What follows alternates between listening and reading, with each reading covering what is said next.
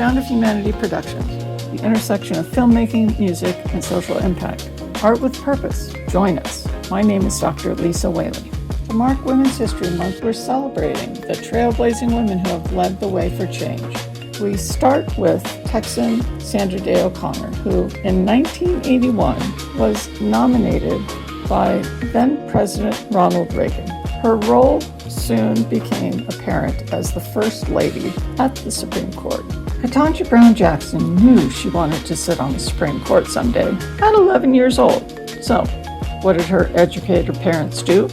They pointed her at history. They pointed her at Dred Scott, the first black man to argue in front of the Supreme Court. And they pointed her at civil rights, social justice, racism, and all these subjects that impacted her community. President Joe Biden nominated her to sit on the Supreme Court in 2022 as the first black woman to sit on the Supreme Court. Dreams do come true.